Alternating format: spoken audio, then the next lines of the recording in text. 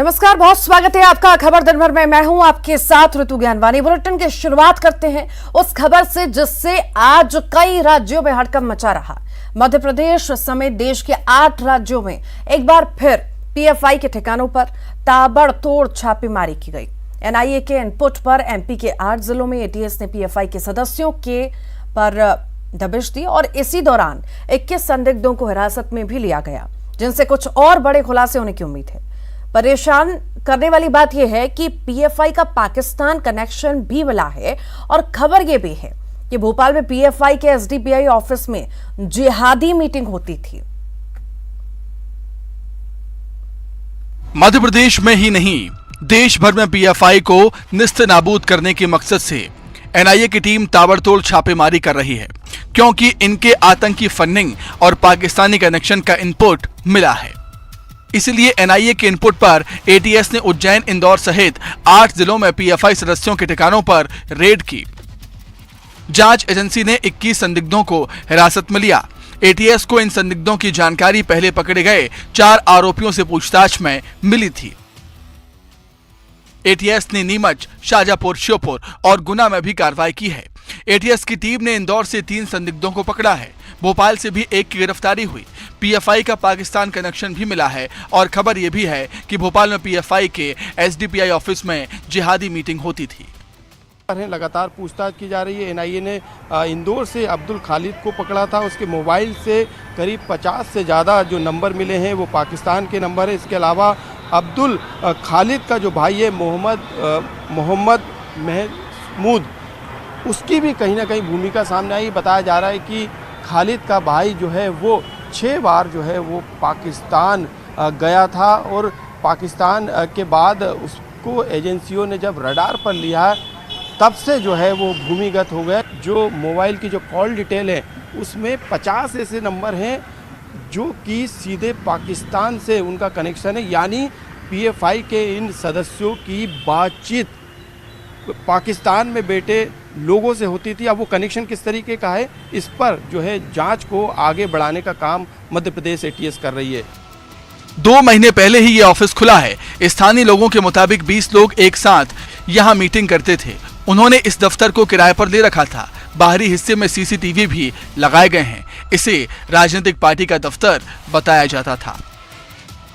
आज हुई रेड में भोपाल के इसी बिल्डिंग से जो है एक शख्स को गिरफ्तार किया गया है। अपनी कस्टडी में लेकर लगातार पूछताछ की जा रही है। पीएफआई का ये एसडीपीआई जो social democratic party of India के नाम से ये प्रदेश कार्यालय यहाँ पे, जहाँ पे युवाओं को जोड़ने का काम एसडीपीआई में किया जाता था। और बताया जा रहा है कि यहाँ पे मीटिंग भी होती थी बाकायदा। करीब 2 महीने से यहाँ पे लगातार गतिविधियाँ देखी जा रही थी। हम ये बताइए कि यहाँ पे मीटिंग्स भी होती थी, लोग आते जाते रहते थे।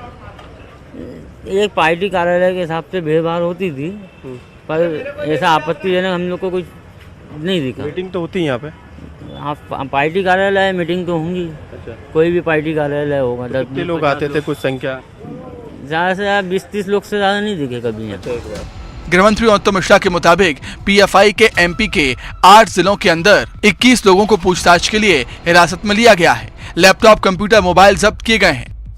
3 लोग इंदौर के, एक व्यक्ति उज्जैन के जो पकड़े गए थे, उनसे पूछताछ में इनके जो फाइनेंसर थे, सपोर्टर थे, पदाधिकारी थे, ऐसे 21 नाम निकल के आए थे। ऐसे 8 जिलों के अंदर मध्य प्रदेश के 21 लोगों को मध्य प्रदेश की पुलिस के द्वारा पूछताछ के लिए हिरासत में लिया गया।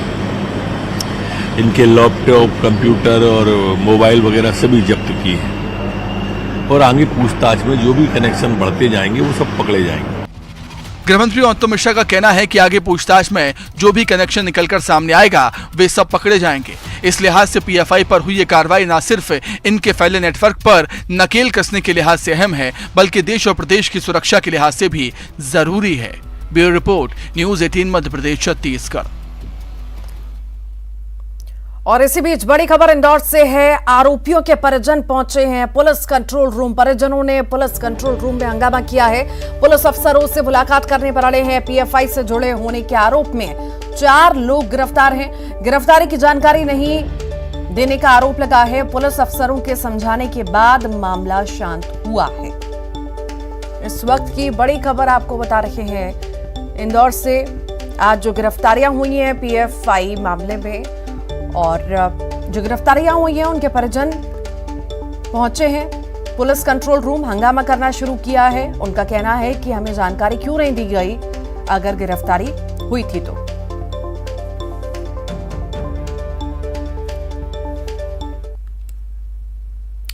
पहले अयोध्या में मर्यादा पुरुषोत्तम का भव्य मंदिर, फिर काशी विश्वनाथ का वैश्विक कॉरिडोर और अब महाकाल लोक। जी हां, देश के इन 3 वैश्विक महत्व के धार्मिक स्थलों का कायाकल्प हुआ है। 11 अक्टूबर को उज्जैन में प्रधानमंत्री नरेंद्र मोदी महाकाल कॉरिडोर, जो अब महाकाल लोक के नाम से जाना जाएगा, इसका उद्घाटन करेंगे। पूरी कैबिनेट इसी मुद्दे पर उज्जैन पहुंची थी और आयोजन को भव्य और दिव्य बनाने के लिए मीटिंग हुई। लेकिन इस बीच महाकाल के दरबार के कायाकल्प पर सियासत भी देखने को मिल रही है।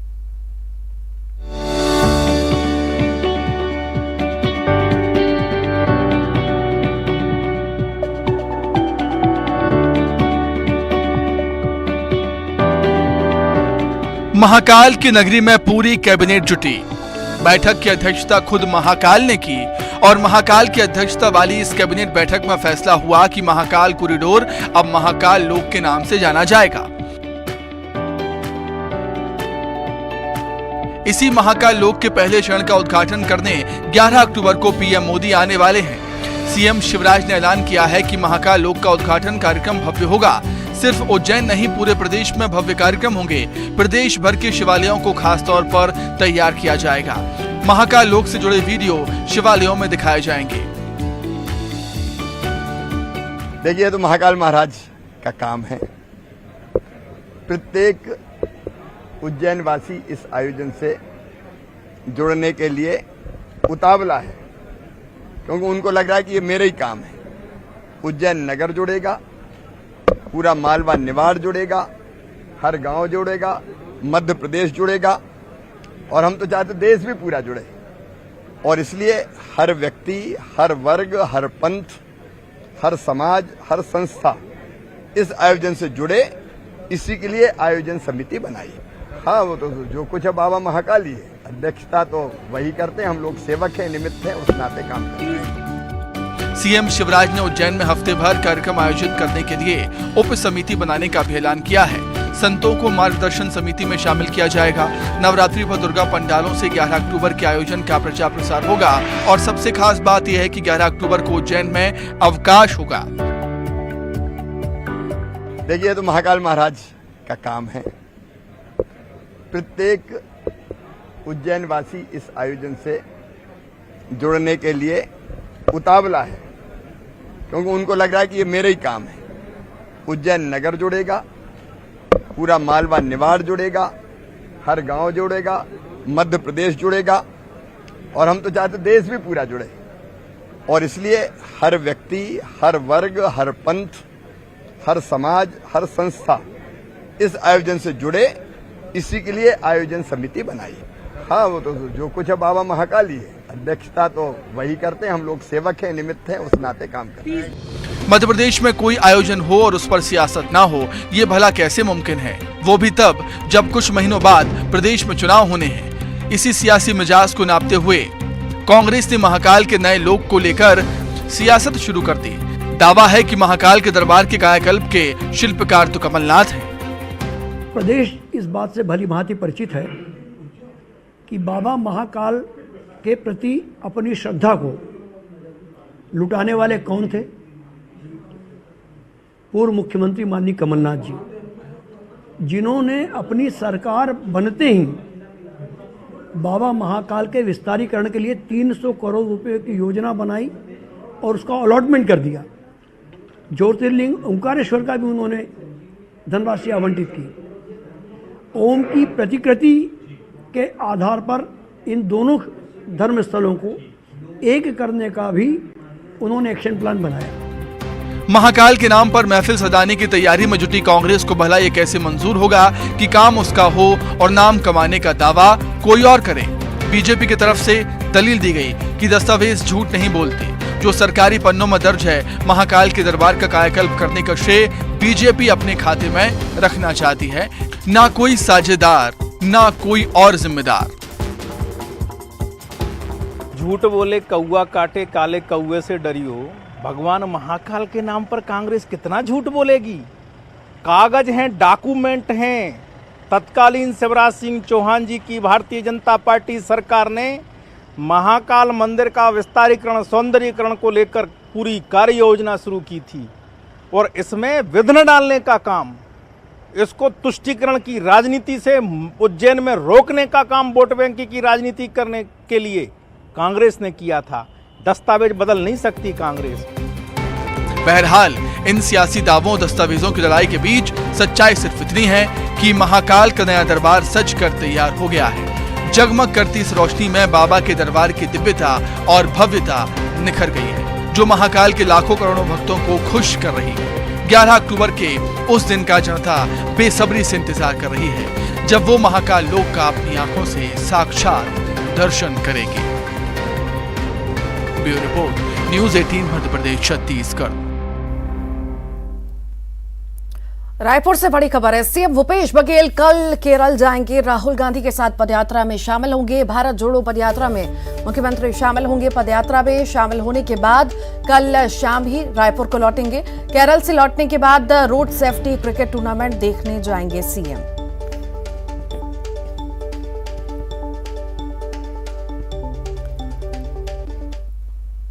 गरियाबंद जिले में एक वीडियो तेजी से वायरल हो रहा है। वायरल वीडियो नगर पंचायत राजिम का बताया जा रहा है, जिसमें एक घर में नगर पालिका अधिकारी दल बल के साथ पहुंच बुलडोजर चलवा रहा है। घर का मालिक रो रहा है, गिड़गिड़ा रहा है, पुलिस उसे खींचकर ले जा रही है। वीडियो जिले में चर्चा का विषय बना हुआ है। मामला राजिम का है, जहां एक परिवार 20 साल से इस जमीन पर रह रहा है। अचानक सीएमओ ने एक नोटिस दिया और 24 घंटे में खाली करने को कहा। जमीन खाली नहीं करने पर घर को जेसीबी से तोड़ दिया।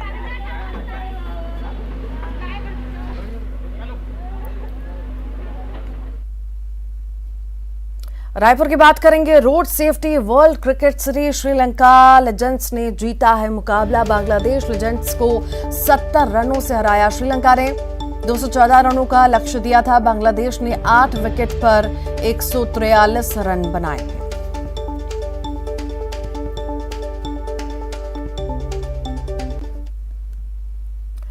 Road safety world cricket series Australia legends ने इंग्लैंड लेजेंड्स को हराया है। ऑस्ट्रेलिया ने 6 विकेट से इंग्लैंड लेजेंड्स को हराया। इंग्लैंड लेजेंड्स ने 6 विकेट पर 160 रन बनाए थे। ऑस्ट्रेलिया ने 4 विकेट पर 161 रन बनाए।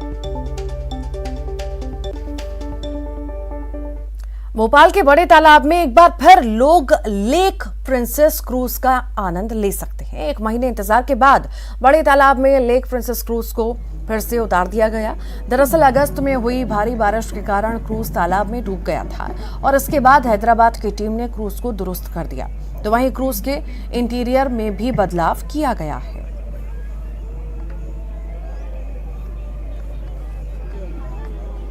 राजधानी भोपाल के बड़ा तालाब की शान लेक प्रिंसेस क्रूज राजधानी भोपाल के जो बड़ा तालाब पर आज से दौड़ने लगा है और आप देखेंगे कि 1 महीने के लंबे इंतज़ार के बाद जो लोग हैं वो इस क्रूज की सैर करके वापस लौट रहे हैं। उन्हीं से जानेंगे। आप लोग आज क्रूज पर सैर करके निकले, कितना इंतज़ार था, क्योंकि 1 महीने तक लंबा इंतज़ार हो गया।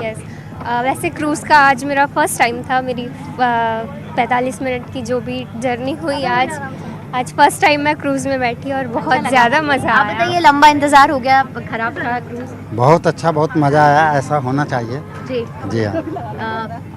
1 महीने तक बंद रहा था, फिर उसके बाद अब ये चालू हुआ है, तो कितना? आज तो हमें बहुत अच्छा लगा, क्योंकि हम लोग दिल्ली से आए हैं और आज पता लगा कि आज ही इसकी ओपनिंग हुई है और पहली मेंबर मैं ही थी चढ़ने वाली। हाँ। बहुत अच्छा लगा। हम लोगों को भी इंतजार था कि कब स्टार्ट हो और हम लोग अपनी जर्नी स्टार्ट करें। आज इनका बर्थडे है और कोइंसिडेंटली मुझे अवेयर नहीं था कि आज से ये रिस्टार्ट होने वाला है, तो ये बहुत बड़ा सरप्राइज हो गया और जो भी हमने टाइम बिताया लाइफ टाइम मेमोरेबल रहेगा एज ए कपल हमारे लिए। आप बताइए, कितना इंतजार था और आज वो दिन आ ही गया? काफ़ी लंबे टाइम के बाद ये समय आया कि आज चालू हो गया। भोपाल के लोग बड़ा इंतज़ार कर रहे थे, क्योंकि भोपाल में सब में खूबसूरत क्रूज़ में जो लेक पे जो लगता है उससे अच्छा कोई चीज़ हो। तो एक महीने का इंतज़ार रहा, लंबा इंतज़ार था और उसके बाद ये जो क्रूज़ है आज बड़े तालाब पर निकला है और इसका जो मेंटेनेंस है उसको होने में थोड़ा सा वक्त ज़रूर लगा था और जो इंजन है उसको भी जो चेंज करने में वक्त लगा था क्योंकि वो भी पानी में पूरी तरह से ख़राब हो गया था।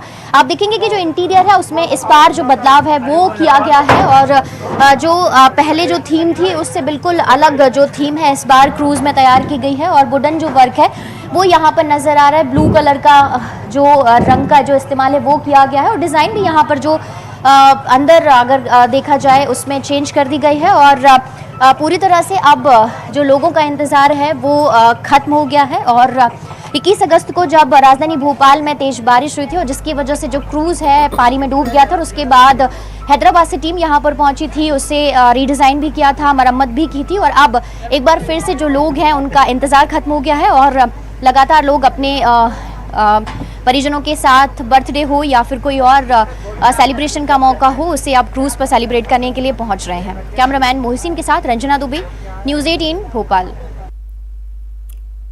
भारत के सबसे बड़े रिटेलर रिलायंस रिटेल ने दिल्ली के बसंत कुंज में अपना पहला फैशन और लाइफस्टाइल डिपार्टमेंटल स्टोर रिलायंस सेंट्रो को लॉन्च कर दिया है।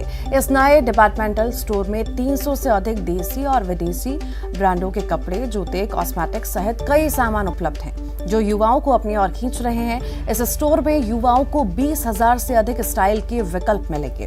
75,000 स्क्वायर फीट में फैले इस स्टोर में हर वर्ग के उपभोक्ताओं को ध्यान में रखते हुए शानदार कलेक्शन रखा गया है। शादी विवाह से लेकर हर पार्टी फंक्शन के लिए कपड़े और अन्य उत्पाद मौजूद हैं।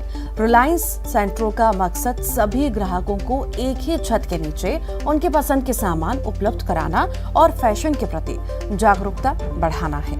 रिलायंस सेंट्रो अपने ग्राहकों को बम्पर ऑफर भी दे रहा है जिसमें 3,999 की खरीदी पर 1,500 रुपए की छूट, जबकि 4,999 की खरीदी पर 2,000 रुपए की छूट मिल रही है।